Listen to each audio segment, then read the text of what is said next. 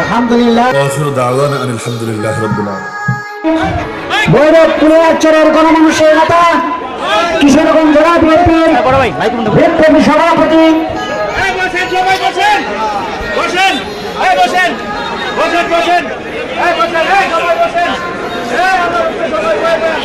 রাবারটা খালি লাগাই দেন।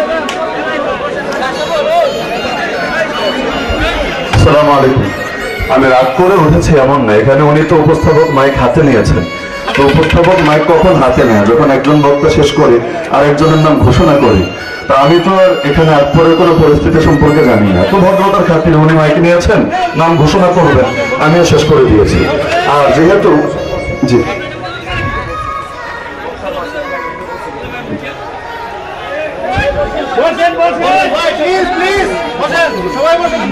প্লিজ আমরা সকলেই বসি ভাই।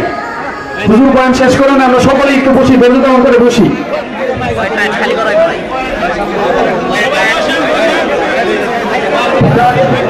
আমরা সকলে আমরা সকলে বসি। আমার কথা এমনিতে শেষের দিকে, মূল আলোচনাটা আমি শেষ করি। সবাই বসি, যারা দাঁড়িয়ে আছে বসে থাকি। তো বলছিলাম, দুনিয়াতে যত মানুষ আছে আল্লাহ তাআলার নজরে সবাই হলো দুই দল। এক হলো যারা আল্লাহর দল, আর এক হলো যারা সবাই বসি, যারা দাঁড়িয়ে আছে বসে যান। তো বলছিলাম, দুনিয়াতে যত মানুষ আছে আল্লাহ তাআলার নজরে সবাই হলো দুই দল।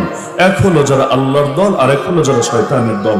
আমরা যারা আছি, আমরা কার দল হতে চাই?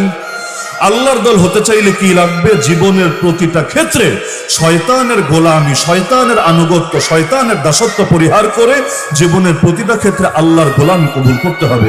বিশেষভাবে এখানে যুবক শ্রেণী বেশি, আমি যুবকদেরকে টার্গেট করে বলি, আপনি যখন কোনো পর নারীর দিকে কামুক দৃষ্টিতে তাকাবেন, তখন কি এর দ্বারা আল্লাহর গোলামি প্রকাশ পাবে না শয়তানের গোলামি প্রকাশ পাবে? আপনি যখন কোনো ক্ষেত্রে মিথ্যার আশ্রয় নেবেন, মিথ্যাকে অবলম্বন করবেন, এর দ্বারা আল্লাহর গোলামি প্রকাশ পাবে না শয়তানের গোলামি প্রকাশ পাবে? আপনি যখন অন্যায় পথে টাকা উপার্জন করবেন, এর দ্বারা আল্লাহর গোলামি প্রকাশ পাবে না শয়তানের গোলামি প্রকাশ পাবে? এরকম উদাহরণ দিলে হাজার উদাহরণ দেওয়া যাবে। আমাদের করণীয় হলো জীবনের প্রতিটা ক্ষেত্রে আমাদেরকে লড়াই আর যুদ্ধ করতে হবে। এই লড়াই সবার আগে হবে নিজের নফস এবং শয়তানের বিপক্ষে। কারণ নফস এবং শয়তান কখনো চাইবে না আমাকে আল্লাহর গোলামির দিকে নিয়ে যেতে। কারণ সে আব্বা আদম আলাইহিস সালামের সঙ্গে যখন বেয়াদবি করেছিল এবং সেই বেয়াদবি করার কারণে আল্লাহ তাকে চিরবহিষ্কৃত করেছিল, তখনই সে বলে এসেছিল, আর আইতা হাযাল্লাযী কাররামতা আলাই, হে আল্লাহ, এই যে আদমকে আমার উপর সম্মান দিলেন, এর পরিণতি কি হবে জানেন?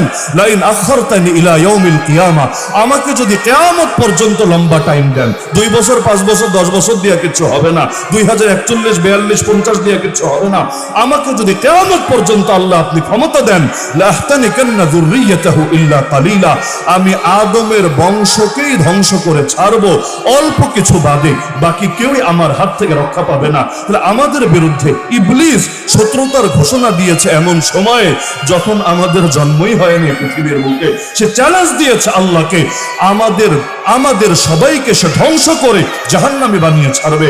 আমরাও চ্যালেঞ্জ দিব ইবলিসকে, ইবলিস তুই তোর চেষ্টা চালিয়ে যা, কিন্তু ইনশাআল্লাহ সুম্মা ইনশাআল্লাহ আমাদের আদি পিতার উপর তুই যেমন বিজয়ী হতে পারিস নাই, আমাদের উপরও কখনোই বিজয়ী হতে পারবে না। এজন্য জিন্দেগির প্রতিটা ক্ষেত্রে কুফর বলেন, শিরিক বলেন, হারাম বলেন, সবগুলোর বিরুদ্ধে আমরণ লড়াই চালাতে হবে।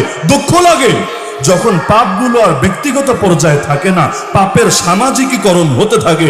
ব্যক্তিগত পাপ করলে ব্যক্তির উপর গজব আসে, কারণ পাপ করেছে একা, তার উপর আল্লাহর আযাবও এসেছে একা। কিভাবে? আল্লাহ বলেন, ফাখাসাফনা বিহি ওয়া বিদারিহিল আরদ, আমি ওকে ওর বাড়ি সহ ধসিয়ে দিলাম মাটির বুকে। কিন্তু লূত আলাইহিস সালামের জাতি, হুদ আলাইহিস সালামের জাতি, সামুদ আলাইহিস সালামের জাতি, সালেহ আলাইহিস সালামের জাতি একা একা পাপ করে নাই, পাপ করেছে সামাজিকভাবে, আল্লাহর গজব এসে পড়েছে গোটা সমাজের উপরে। আমাদের এখন কি হচ্ছে, পাপ শুধু আর ব্যক্তিগত পর্যায়ে না, আরে একটা ছেলে একটা মেয়ে রিলেশনে জড়িয়ে, সম্পর্কে জড়িয়ে লিভ টুগেদার পর্যন্ত করলো, কি হয়েছে? জিনা হয়েছে। আল্লাহর গজব যদি আসে কার উপরে আসবে? এই ছেলে আর এই মেয়ের উপরে আসবে। কিন্তু যদি বেশ্যাখানার লাইসেন্স পর্যন্ত দেওয়া হয়ে থাকে, রাষ্ট্রীয় নিরাপত্তা দিয়ে যদি বেশ্যাখানাগুলো পর্যন্ত পালা হয়ে থাকে, এমনকি কেউ আন্দোলনে নামলে তাদেরকে জঙ্গি ট্যাগ দিয়ে জেলে পর্যন্ত ভরে রাখে, তখন কিন্তু এই পাপ আর ব্যক্তিগত পাপ থাকে না, এই পাপ জাতীয় পাপে পরিণত হয়ে থাকে। সুদ, আপনি একটা সুদ খেলেন, আপনি একটা সুদের ভিত্তিতে ঋণ নিলেন, এর ভিত্তিতে আপনি ব্যবসা করলেন, আল্লাহর গজব যদি আসে আপনার একের উপরে আসবে। কিন্তু দেশের অর্থনীতির মেরুদণ্ডই যদি সুদ হয়ে যায়, সুদের ভিত্তিতে অর্থনীতি যদি দেশে চলতে থাকে, আল্লাহর গজব যখন আসবে শুধু আমার আপনার এক ব্যক্তির উপরে আসবে না, গোটা জাতি, গোটা রাষ্ট্রের উপরে আসবে। একইভাবে আল্লাহ সার্বভৌমত্ব মেনে নেওয়া, এটা তো বান্দার ঈমানের 1 নম্বর দাবি। লা ইলাহা ইল্লাল্লাহ মানে আনুগত্য চলবে কার? বিধান মান্য করতে হবে কার? মসজিদও আল্লাহর গোলামি, মাদ্রাসায়ও আল্লাহর গোলামি, চাকরিতেও আল্লাহর গোলামি, ব্যবসায়ও আল্লাহর গোলামি, মাহফিলও আল্লাহর গোলামি, তাবলীগও আল্লাহর গোলামি, আত্মশুদ্ধির লাইনও আল্লাহর গোলামি, পার্লামেন্টেও আল্লাহর গোলামি, কোর্ট কাচারিতেও আল্লাহর গোলামি। এমন তো না নামাজ পড়বো আল্লাহর বিধান অনুসারে, কিন্তু বিচার করব অন্য কারো বিধান অনুসারে। কোরআন যদি আমাকে দেওয়া হয়, কোরআন দিয়ে বিচার করে দেন না, এতে আমার কল্লা কাটা গেল আপত্তি নাই, আর আমার বেকসুর খালাস হলে আপত্তি নাই। কারণ দুনিয়া সবাই ঠকাতে পারে, আল্লাহ ঠকাবে না। সব আইনে ভুল থাকতে পারে, আল্লাহর আইনে ভুল থাকবে না। তখন যদি আমারে বলে, কি রে তোর এত বড় সাহস, তুই কোরআন দিয়ে বিচার করতে বললে আমারে?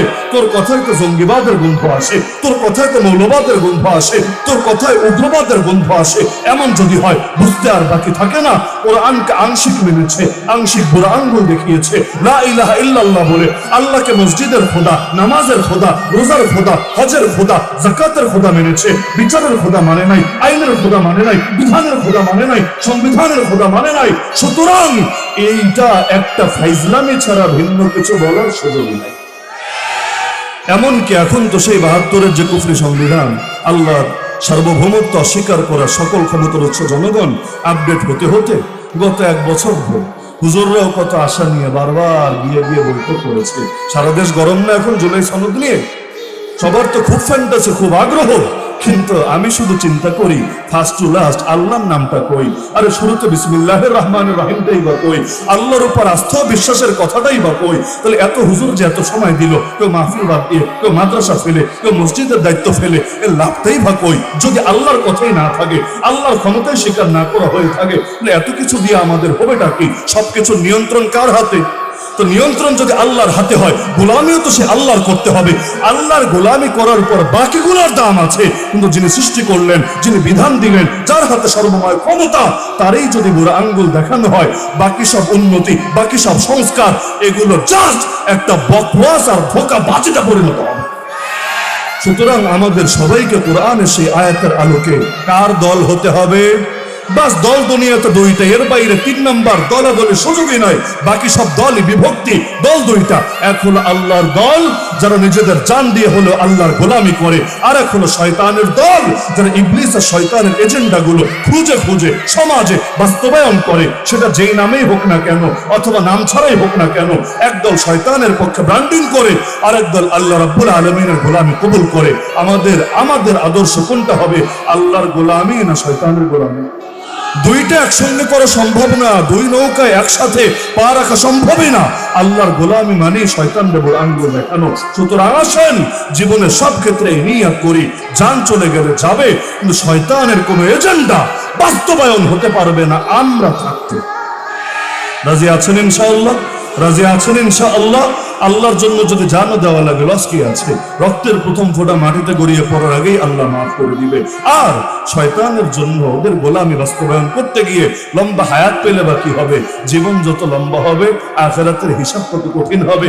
প্রতিটা দিনের হিসাব দিতে দিতে জাহান্নামের জায়গা আরো বড় হবে। সুতরাং হায়াতের প্রতিটা মুহূর্তকে কাজে লাগাবো, কারণ কার কখন মৌত আসে জানি তো না, তাই না? যেহেতু আল্লাহর সঙ্গে চুক্তি নেই, জানি তো না। সুতরাং নিয়ত করেন, যতদিন ভেতরে প্রাণ আছে, সেই প্রাণে স্পন্দন আছে, ধমনীতে রক্ত প্রবাহিত আছে, ততদিন হকের পক্ষে, আল্লাহর পক্ষে, দ্বীনের পক্ষে আমাদের আমরণ সংগ্রাম চলবেই চলবে। রাজি আছেন ইনশাআল্লাহ? আল্লাহ সবাইকে তৌফিক দান করুন।